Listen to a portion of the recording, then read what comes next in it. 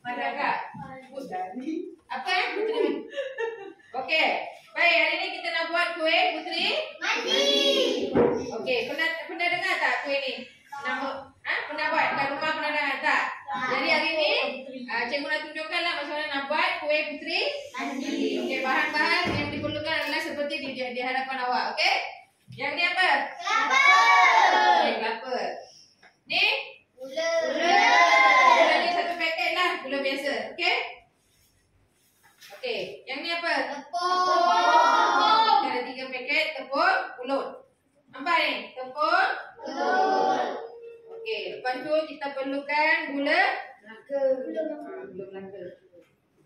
Lepas tu kita ada pewarna lah. Pewarna dia di warna apa? Kuning. Ni? Hijau. Merah. Okey. Lepas tu ni apa? Santan. Kita perlukan 2 kotak santan. Lepas tu ni sagu kan? Okay, sagu ni ada 2 jenis. Satu tu warna putih, satu ni warna strawberry. Warna pink kan? Okey? Itu je. Jadi cara-cara dia tu nanti cikgu akan terangkan. Okey? Masak yang warna coklat tu, itu kelapa untuk gulai. Mau masak-masak lauk tu. Tapi kalau untuk kuih, ambil yang bebek. Okey. Berapa biji? Nak ambil ambil ni. Pergi ambil pinggan. Saya ambil makan pizza, kopi yang saya. Ada apa ya? Jom Putri.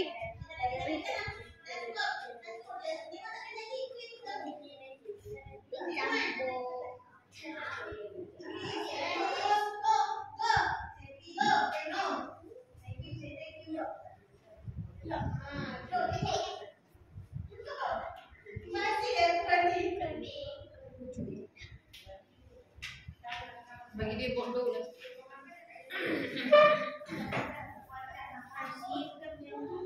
Allah.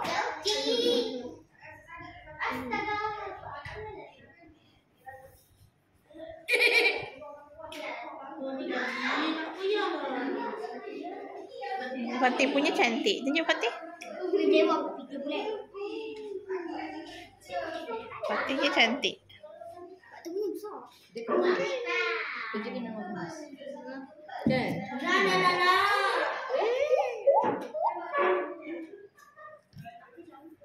Habis punya apa? Okey. Cikgu wanita. Bulat tu dia bulat. Jangan nipis sangat.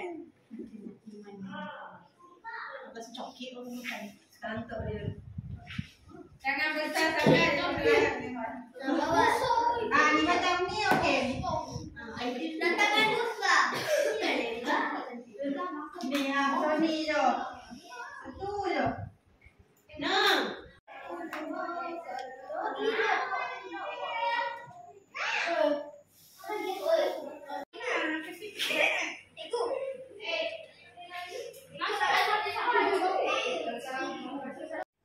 Cepat nanti Syamil. Dia punya memang dah teruk lah tepung tu. Buat kecil-kecil. Dia pun sama. Kita pun dah tak.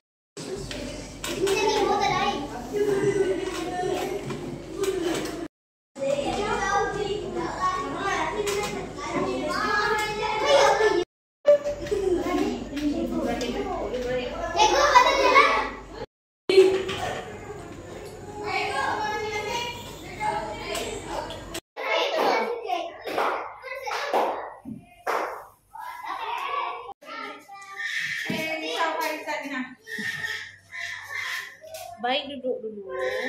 Lambat lagi ni. Duduk. Kalau nanti boleh dia masukkan kuning tu. Nampak lagi. Saya dah tak ini. Tunggu sangat untuk pisang. Nanti dia letak santai. Dapat sikit je puan tu. Bekas ni dia dah boleh nanti je.